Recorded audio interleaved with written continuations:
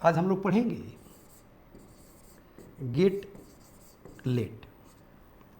ध्यान देना है, गेट लेट मतलब होता है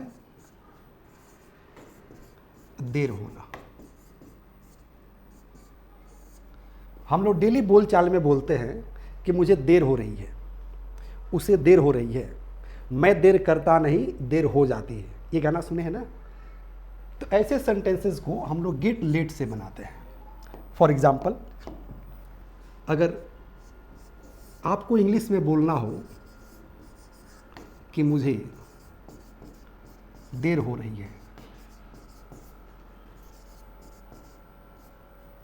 तो सबसे पहले ध्यान देंगे कि टेंस कौन है। रहा है, रही है, मतलब प्रेजेंट कंटिन्यूअस टेंस है। तो इसको कैसे बोलेंगे? कहेंगे आई एम, और फिर गेट का जो है चौथा रूप लगा देंगे, मतलब आईएनजी लगा देंगे। आई एम गेटिंग लेट, मुझे देर हो रही है। सेकेंड सेंटेंस ध्यान दीजिए, जैसे कहा जाए कि उसे देर हो रही है,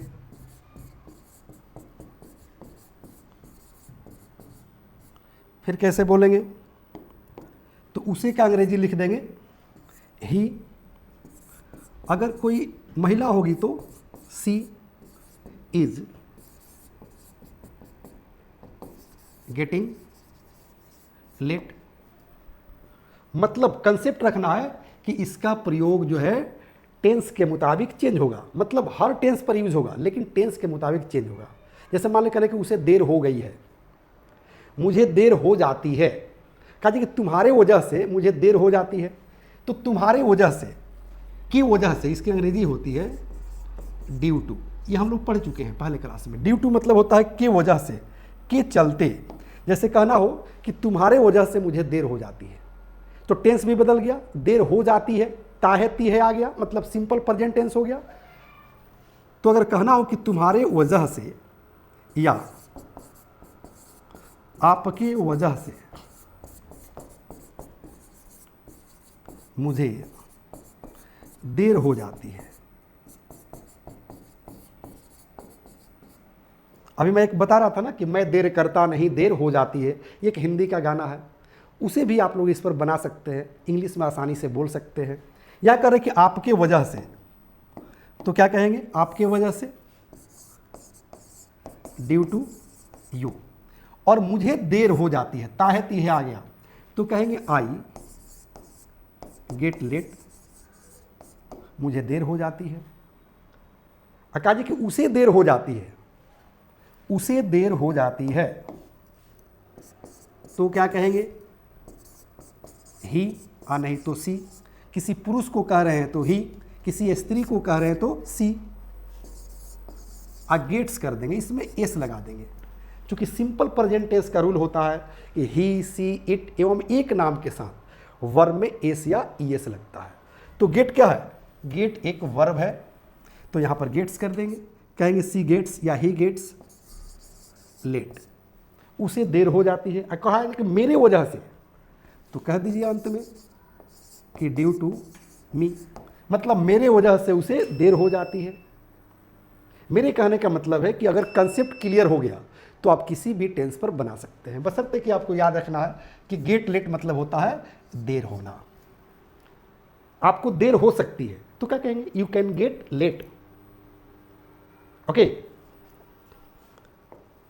एक और स्ट्रक्चर मैं बताना चाहूंगा, क्योंकि आप लोग को प्रैक्टिस करना है। अभी मैं जो पढ़ा रहा था उस पर आप लोग को प्रैक्टिस करना है कि हम लोग को देर हो रही है, आप लोगों को देर हो रही है, बच्चों को देर हो रही है, तो क्या कहेंगे? Children are getting late. पापा को देर हो रही है, पापा इज गेटिंग लेट। मम्मी को देर हो रही है, तो मम्मी इज गेटिंग लेट। कहते हैं ना कि मुझे बर्थडे पार्टी में जाना है और मुझे देर हो रही है, तो मुझे बर्थडे पार्टी में जाना है, I have to attend the birthday party and I am getting late. मुझे बारात में जाना है, I have to attend the marriage party and I am getting late, मुझे देर हो रही है। मुझे मीटिंग में जाना है, I have to attend the meeting and I am getting late. मतलब कि कंसेप्ट क्लियर है तो आप सिचुएशन के अनुसार इसे बोलिए, रुकिए नहीं, नॉन स्टॉप बोलिए। ओके, एक और स्ट्रक्चर हम लोग पढ़ेंगे बेटा, नाउ। नाउ सबसे पहले ध्यान दीजिए कि नाउ का मतलब होता है अब। क्या होता है? अब। लेकिन यहां जो मैं आप लोग को बता रहा हूं, यहां पर नाउन मतलब अब नहीं होगा, बल्कि नाउन मतलब होगा यहां पर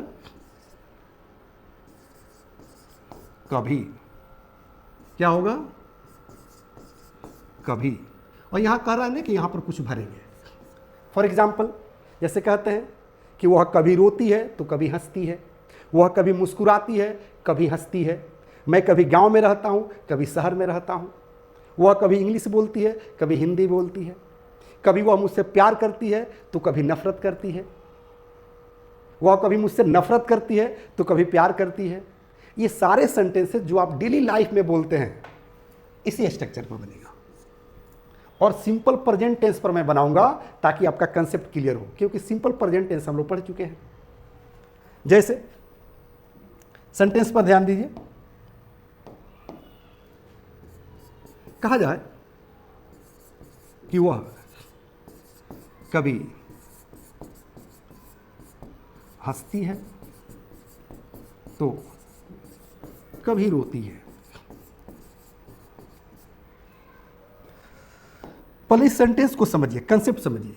वह कभी हंसती है, उसके बाद कह रहा है कि तो कभी रोती है, मतलब वह कभी हंसती है, वह कभी रोती है। मतलब ये वह जो है पहले वाले सेंटेंस में भी है और सेकंड सेंटेंस में भी है, क्योंकि ये क्लॉज है। क्लॉज है मतलब जोड़ रहा है, वाक्य को कंजेक्ट कर रहा है, मतलब कंबाइंड कर रहा है सेंटेंस को। ओके, कैसे बनाएंगे तो ध्यान दीजिए। वह कभी हंसती है तो कहेंगे नाउ सी लाफ्स। इसमें एस लग गया क्योंकि ये सिंपल प्रेजेंट टेंस है, मतलब कभी वह हंसती है।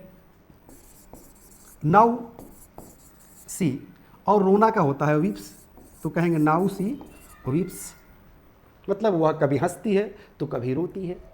मोदी जी कभी हिंदी बोलते हैं कभी अंग्रेजी बोलते हैं। लालू जी कभी इंग्लिश बोलते हैं कभी भोजपुरी बोलते हैं। मैं कभी गांव में रहता हूं कभी शहर में रहता हूं। बनाइए, इसी पर बनेगा, सारे सेंटेंसेस इसी पर बनेंगे। जैसे कहा जाए कि नाउ सी लव्स मी, वह मुझसे कभी मोहब्बत करती है, प्यार करती है। नाउ सी हेट्स, कभी नफरत करती है, मतलब कभी वह मोहब्बत करती है तो कभी नफरत करती है। The first step towards achieving your dreams is having the right coach. Get the best education with English Plus by Sanjeev Sivaneev and make your spoken English dreams come true. Download the app now.